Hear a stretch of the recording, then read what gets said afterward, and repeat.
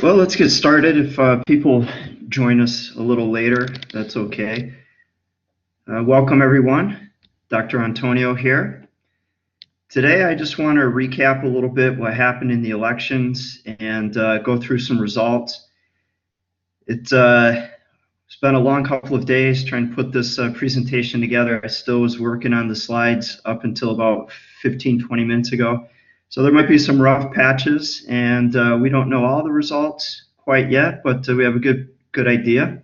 So we can kind of look and see what happened. And my idea is that I could talk for about 20, 30 minutes, basically reviewing kind of some of the results and providing some commentary and analysis on what I saw from those results, and then open up things for question and answer if you guys have questions.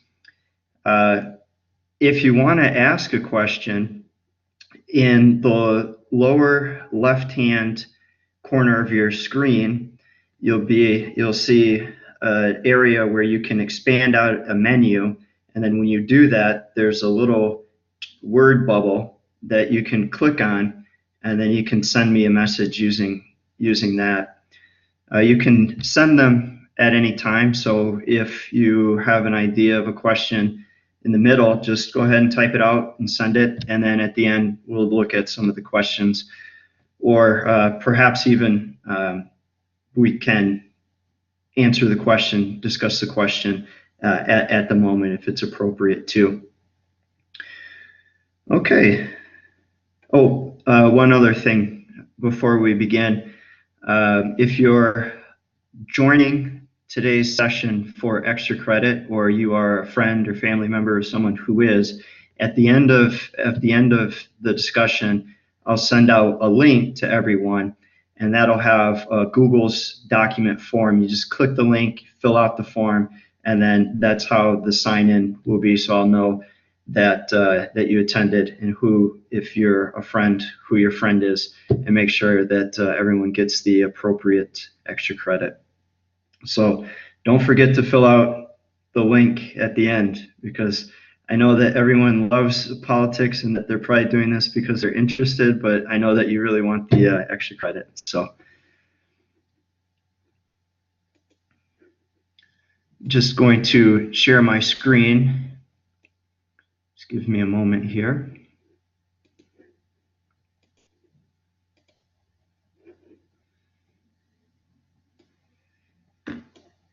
Okay, so this is the 2018 elections review.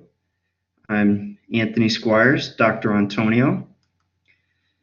Today, I want to take a look at some of the ballot measures that were passed in the various states, look at how the parties did for the state governorships, take a look at the results for some of the state legislatures. Then we're going to take a close peek at some of the more important results in Texas. Then we're going to take a look at the U.S. Senate. And then the big story, of course, is that the Democrats regained control of the U.S. House of Representatives. We're going to look at that. And then talk a little bit about voter turnout. And then I have some key takeaways. So the first ballot measure that I want to take a look at is on gerrymandering. Now, gerrymandering is the drawing of congressional district lines in order to favor one party over the other. 3 states, Colorado, Michigan, and Missouri, passed measures which essentially creates independent commissions, nonpartisan commissions, to draw the line, to try to take out some of the partisan advantages that people see the state legislatures have the tendency to do. This has been a push for a number of years, and other states are thinking about doing this. It's interesting to note that Colorado, Michigan, and Missouri are somewhat considered swing states, right? So they have kind of an even, more or less even number, maybe a little bit more of one than the other, but pretty balanced between Democrats and Republicans. And what we see a lot, I think, is that these states are kind of primed to go for these kind of ballot measures because in any given election, the legislature or the governorship may change, and the out party is a little bit worried after the census that they'll experience huge losses or something like that. So these states, I think if we see more of this, it's going to be in states that are more balanced with Democrats and Republicans. Another ballot initiative that was on in 3 states was Medicaid expansion. So under the Affordable Care Act, Obamacare, the federal government offered to pay, well, in 2020, it will be 90% of the expenses to states for the expansion of Medicaid, which is a program, it's a state-federal partnership to provide health coverage to low-income families and individuals. And not surprisingly, this continues to expand, that states are adopting this expansion. And so this was a huge win for Obamacare. It continued the onward expansion of the Medicaid expansion and entrenching further Obamacare, with Idaho, Nebraska, Utah, 3 very Republican, very red states. It brings up the total now to 35 of the 50 states, plus the District of Columbia, that have expanded Medicaid under the Affordable Care Act, under Obamacare. And that just leaves 15 states, Texas being one, that have not done this. Though, as we see here, even these very red states that would be typically kind of opposed to democratic measures such as the Obamacare are falling in line with it. So big win for Obamacare. Another interesting ballot measure was in Florida, and Floridians voted to reinstate or to restore voting rights for convicted felons. Now, this is estimated to impact more than 1 million. Some estimates that I've seen would be about 1.2 or 1.3 million felons are going to be allowed to vote again. And this is kind of a big deal in the sense of a lot of people were arguing that it's unfair that people get convicted, they serve their sentence, and then they should be able to, participate in society and have their voices heard and this kind of stuff. And it's also potentially a big deal because people are wondering if this maybe in the future might have some partisan impacts. Convicted felons, especially convicted felons in the state of Florida, tend to come from demographic backgrounds that tend to favor Democrats. However, they also tend to come from demographic backgrounds that don't tend to participate much politically. But one scientific study that I read, which looked at kind of in other places when this has happened, and also looking at sort of demographic statistics on who this would affect and that sort of thing, seemed to suggest that this could net Democrats about 30,000 additional, 30 to 35,000 additional voters in the state of in the state of Florida. And this is a big deal because we're going to talk about it in just a little bit, but in the state of Florida right now, the race for U.S. Senate and for governor is so close that they're going to have to do a recount. And the last I saw for the U.S. Senator, the Democratic candidate's only 15,000 votes. And as we saw in the past, in 2000, for example, in the presidential race, I mean, that was decided by less than 1,000 votes. So this could end up giving a little advantage to Democrats.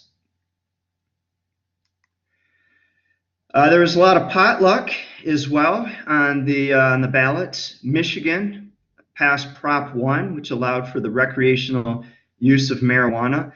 That's my home state, and I see that I invited my parents here. I see they logged on, so I don't know if they're skinning up a doobie right now or what, but that passed. And also, voters in Utah and Missouri voted to legalize medical marijuana. However, in North Dakota, marijuana legalization measure failed. And I was looking into that, and it looks like too that a lot of people that were opposed to that, it was a proposal that had kind of two things. One was to legalize marijuana, but then the other part was to raise the tax on tobacco. And a lot of people voted against legalization of marijuana, but a lot of people who may have otherwise voted for legalization of marijuana decided not to because they didn't want to raise the cigarette tax. But anyway, so we have now 10 states in the union. Those are the ones in the green that have legalized marijuana for recreational purposes. The blue states have legalized medical marijuana for medical. Sorry, the green is recreational, the blue is medical. Texas, I know most of you are from our home state here of Texas, and I would say that if you're hoping for a blue or green state, it's going to be quite a while for that. But overall, now we have around 30 states that have some form of legalized marijuana. Now let's check out how the governorships unfolded. It was a pretty big night for Democratic candidates. They ended up picking up 7 seats, or flipping seats, 7 seats, one in Illinois, which wasn't a surprise. Kansas, which is kind of a red state, that was a big deal. Michigan, which they flipped that. That's a state that went for Trump in 2016. So Democrats were kind of excited that they were able to win statewide there. Wisconsin as well, another state that went for Trump 2 years ago. And the guy, Scott Walker, who was the governor there, was very much not liked by Democrats in the state and across the country. He was former presidential candidate and that sort of thing. And the Democrats really celebrated to see him, being ousted.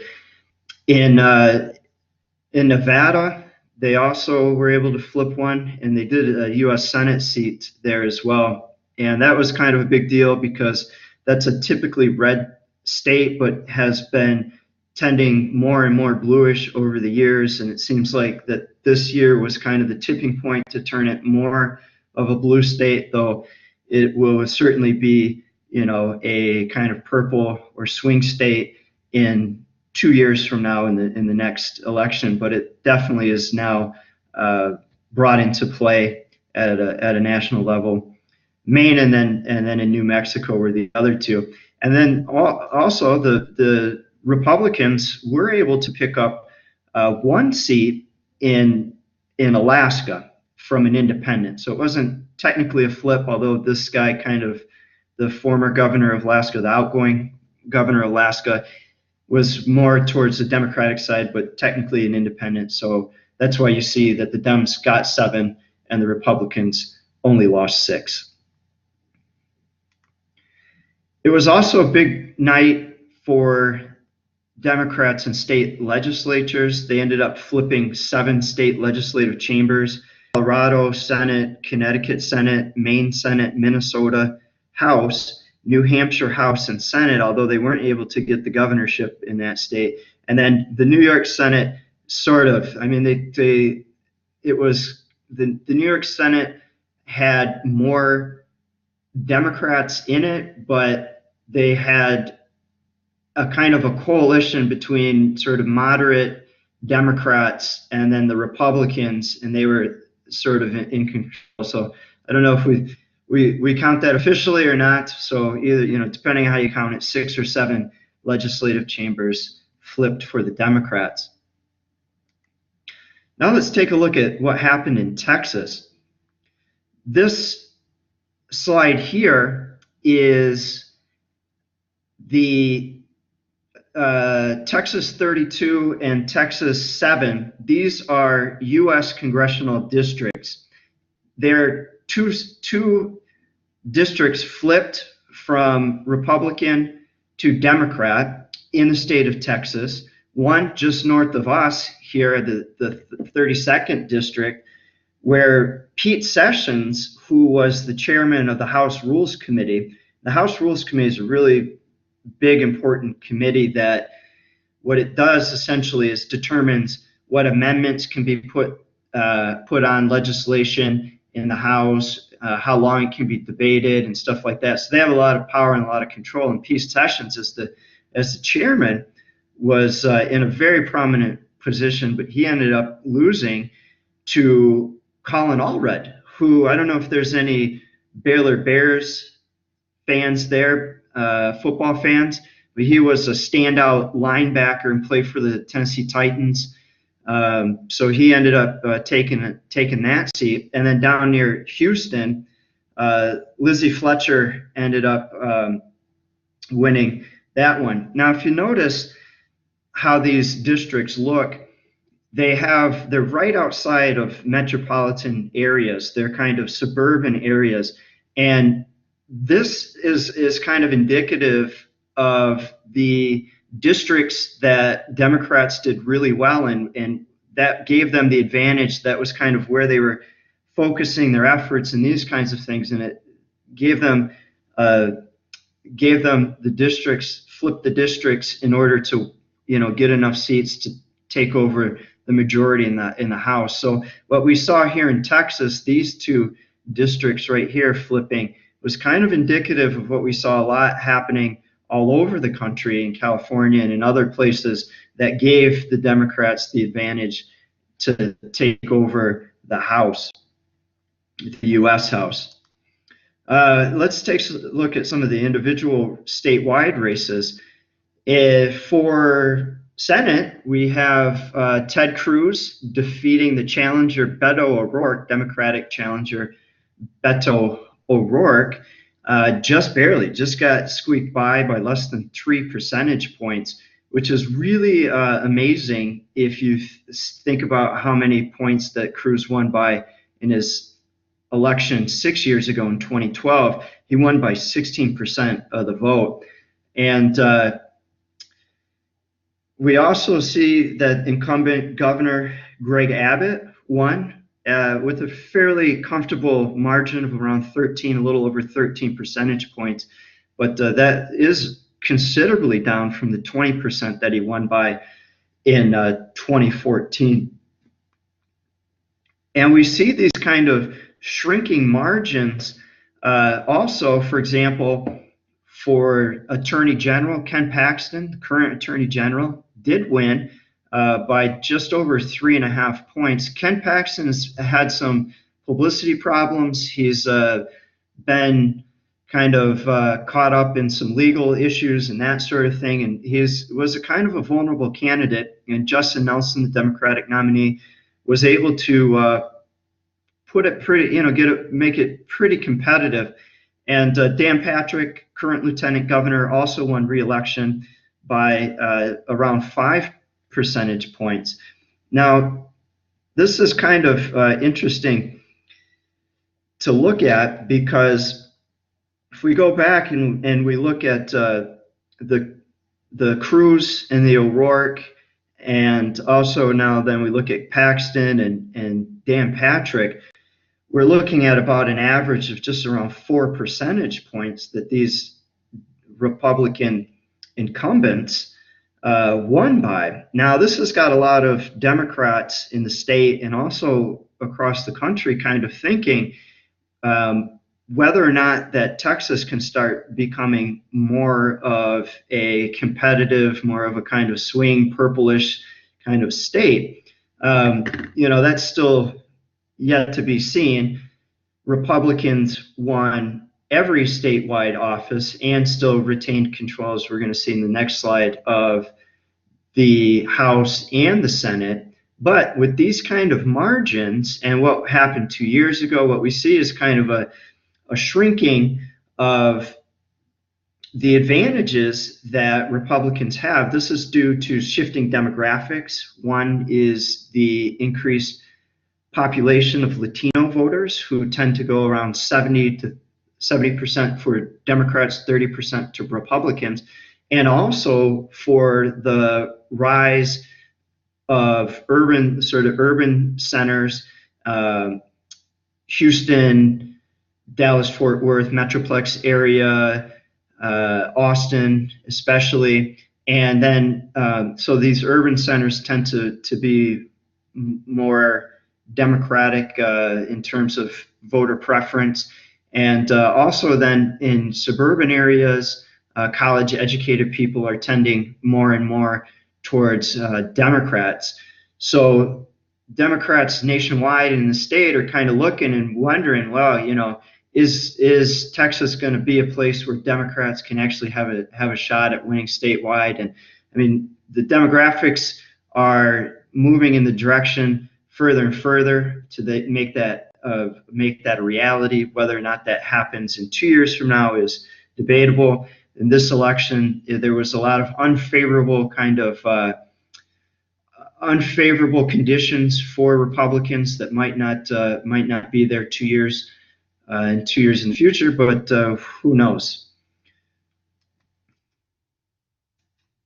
These are the legislative results in Texas. It was a pretty good showing for Democratic candidates. They ended up flipping 12 seats in the House and 2 in the Senate. But as I said, Republicans still with comfortable majorities in both of those chambers, as well as we saw that they have the governorship.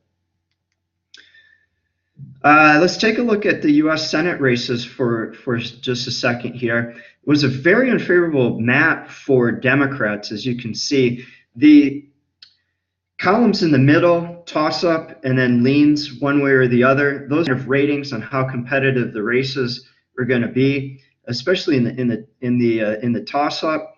We see that 4 of those were democratically held, and Florida. Nelson, the Democrat, is incumbent. Trump won the state of Florida. Indiana is a pretty red state. It's the home state of Vice President Pence. And Joe Donnelly was trying to hold off in there. Missouri, also a state that Trump won. Claire McCaskill was trying to, hold on to her position, as well as Joe Tester in Montana. And then in the leans Democratic states, there was a lot of Democratic seats that they were trying to hold on to in what could be perceived as hostile territory in red states and that sort of thing. And the Republicans actually did fairly well in the Senate.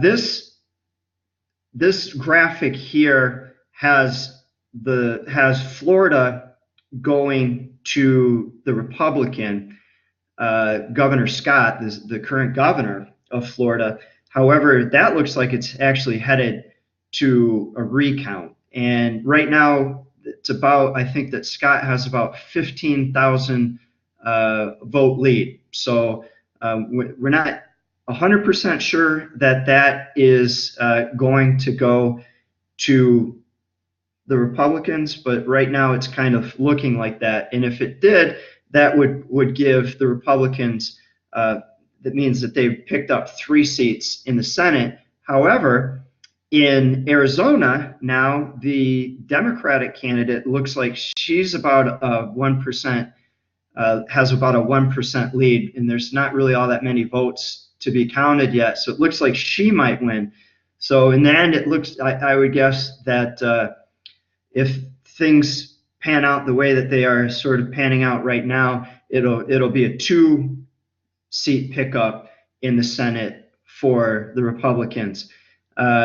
It's not a major pickup, but it could have been a lot worse for them. And so they were able to do fairly well. However, the they were able to flip a few. They were able to flip North Dakota, for example. Although the Democrats did flip Nevada, the Republicans also flipped Missouri, and they flipped Indiana. Now, here's the big story, is that the Democrats gained control of the House of Representatives. There's still a few votes that are being counted. There's 435 races, 435 districts, 435 representatives in the House, and they're not all counted yet. So this is still a work in progress. But as of right now, the Democrats have for sure picked up 31 seats in the House, and they picked them all of them up from Republicans.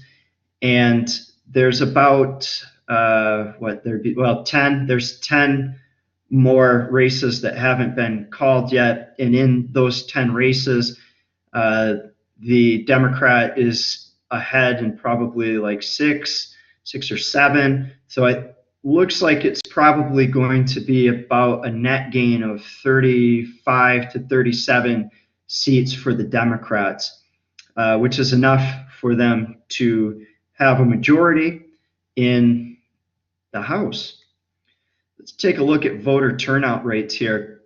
What I want you to pay attention to specifically is the light blue line at the bottom. This is midterm elections. And we saw this year around 114 million. They're still estimating, they're trying to count all the votes, and in a few weeks, we'll have a more specific number. But it looks like it's going to be a turnout of around 48 to 49%, which is very low, quite honestly, when you compare other democratic societies across the world. For example, in Europe, many countries often see 70, 80% turnout rates. Here, we definitely will not hit 50% voter turnout rate, but in comparison to historic elections, it was actually quite high. It may be, definitely the highest turnout for midterm election in my lifetime and many of your lifetimes, and it's going to be certainly very close to kind of the high within 100 years or something like that. So there was a lot of people that turned out to vote in comparison to other years. And just to put the numbers out there for you, this is from CNN from a couple days ago, and they estimated 113 million. Now that it's up a little bit higher to 114 million, but in 2014 it was 83 million, 96 million in 2010, so significantly higher than recent elections. So also, I want to point out a couple of demographics to watch. I talked a little bit about how Democrats were able to do well in those suburban districts, and part of the reason that they were able to do that was the statistic that you see in the picture at the top here. This is basically what this shows, is that women tended to vote for Democrats more than Republicans, and the difference was 19%. And so that was making a big difference in some of those suburban areas and stuff like that. And then the other one is, I'll just kind of summarize it. It has to do with demographics in Texas. And basically, non-whites accounted for 41% of Texas voters, and 24% were Latinos. So these are high in midterm elections for the state of Texas, at least from going back to 1984. And it looks like that it could actually be an all-time record, which was set, break the all-time record, which was set at 2016. And it's part of that changing demographic that I was talking about, where white voters are becoming smaller and smaller in comparison to non-white voters. So what are the key takeaways from this election for me? Well, I'd say for me, the biggest surprise was just how accurate the projections were. I was following them quite closely of a couple of good websites, five, what's it called? Five, no, hold on. Real Clear Politics and 535. And basically, their models, their projection models, had the Democrats losing about 2 seats in the Senate and the Democrats gaining about 35 seats in the House. So they were very, very accurate this time, which was kind of surprising, considering how off that they were, or at least how off they appeared to be 2 years ago. We also saw a record number of women elected and women of color. We saw the first Native American and Muslim women to be elected to Congress. We also saw the first openly gay man elected a governor. In terms of the partisan, outcomes, the Democrats really like what happened all over, especially in suburban congressional districts and in Nevada, Wisconsin, Michigan, and also in Pennsylvania, where they retained the governorship in a state that went for Trump. For the Republicans, it wasn't a particularly great night, but it could have been a lot worse, especially in the Senate. And so what should we look out for? Well, the big story, as I said, is that Democrats now have a majority in the House of Representatives. So this means they have a major check on President Trump's agenda.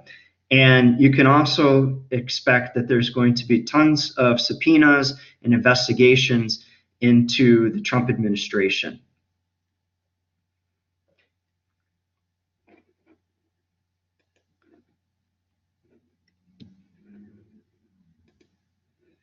So, are there any questions for me? I see that there's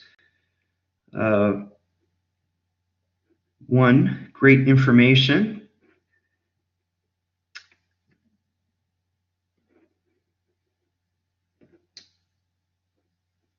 Okay, I have a question here from Kana Ikeda. Kana wants to know, okay, I see. Yeah, so basically the question is about now that the Democrats have control of the House of Representatives, what does that mean in terms of impeachment, potentially impeachment, this sort of thing for President Trump? Well, I mean, the very short answer is I don't know yet, but I can tell you from a constitutional standpoint what it could mean. So the impeachment process is it's a two-step process. It starts in the House of Representatives, and that is first it starts as an investigation and then in the Judiciary Committee, and then if the Judiciary Committee thinks that there was something illegal or something wrong, then they would vote to put it to the whole House to take a vote on. And so from that standpoint, the possibility of impeachment just increased, 1,000-fold. Because the Democrats actually will have, starting in January, the power to kind of do these things, to do the investigations, to subpoena witnesses, to subpoena materials and documents and these kinds of things, and run an investigation. Plus, now they have, they have the majority, so they'll have a majority in the Judiciary Committee, they'll have a majority in the House.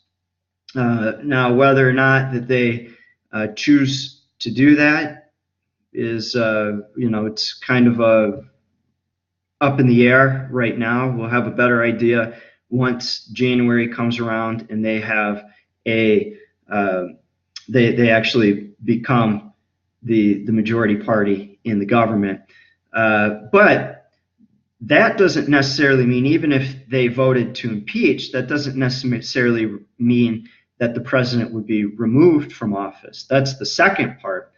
Is in the Senate, they kind of have a trial, and each side kind of presents witnesses and evidence, and it's kind of a trial. And then the Senate votes on whether or not to remove the president from office. And right now, the Republicans have a majority, and not only that, you need a supermajority. You need a 2/3 majority, so that's 67 votes in order to remove the person from office. So there could be the charges levied, which we saw, for example, with Clinton, but then no conviction, so he wasn't removed from office. So that's a possibility as well. Now, regardless of whether or not that they impeach, I can guarantee you that they're going to be doing a lot of investigations into the Trump administration, and probably that they're going to end up revealing information that is going to end up damaging or being sort of unfavorable to the Trump administration, which is kind of the nature of how these things go, right? So 3 years ago, the Republican-controlled House used the investigative powers of the House to look into Clinton and sort of dig up dirt on her, and you can guarantee for sure that the Democrats are going to do that. Just off the top of my head, the Russia probe, they're going to look into Russia. They're going to look into Trump's taxes. They're going to look into obstruction of justice. They're just going to look into, and then also some of the stuff into some of the cabinet officials and potential corruption or funny business that may or may not have happened in some of the cabinet positions. So there's definitely going to be a lot of investigation going on. Is there going to be an impeachment? That's a tougher question. Do we have any other questions?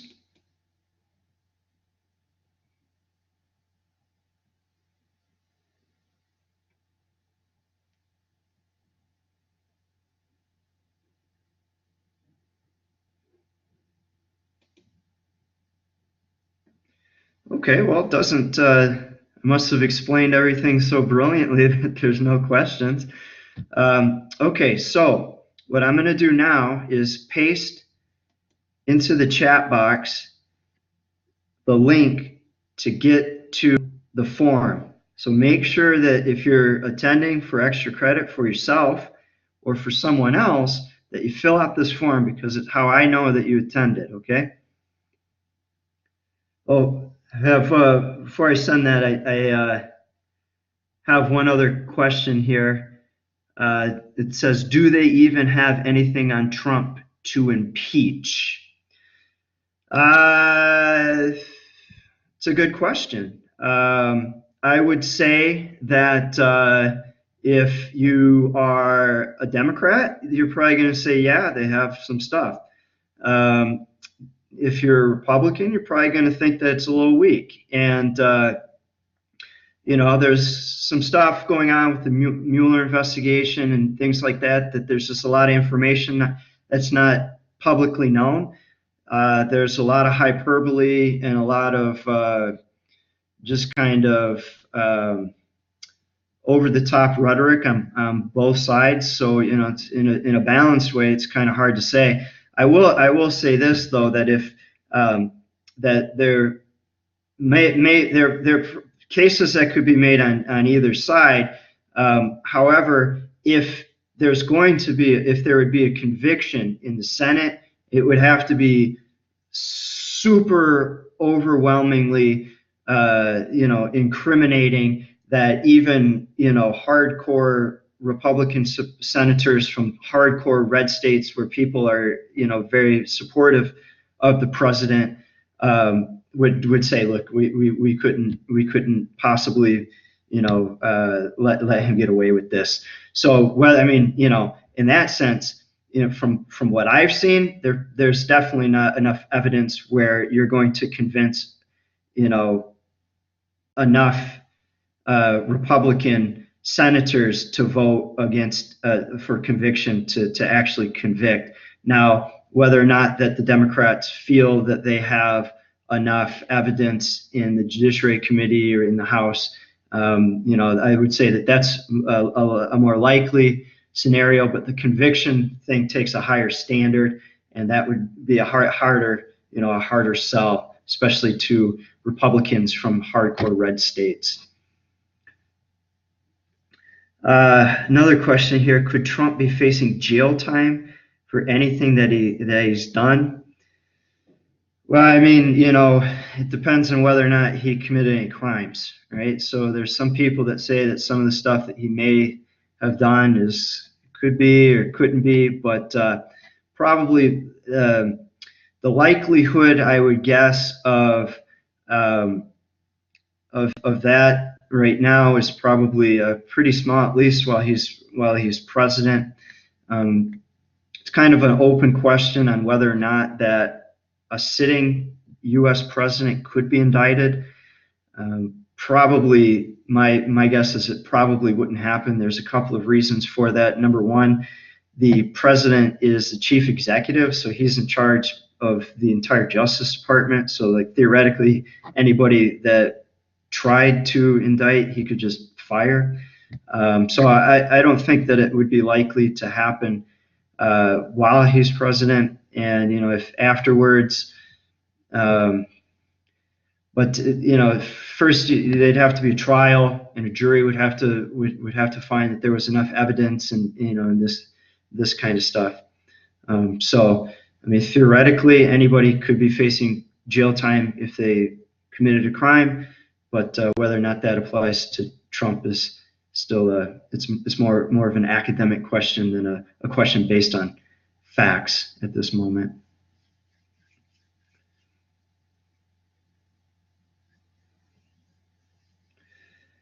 I think there's another question that's coming in, and while that's coming in, I'm going to just go ahead and send out this link.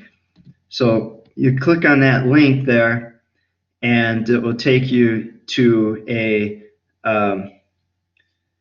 take you to the forum. Oh, okay. Comment. Oh, this is a good comment. Politicians don't go to jail. Just a comment. Sometimes they do. Sometimes they do. However, a lot of times, unfortunately, that when they do bad stuff, they end up not being held accountable. Okay. Well, I guess if that's it, then that's a wrap. So make sure, if you're here for extra credit, to click on that link and fill out the form. Thanks everyone for coming, and I'll see most of you in class.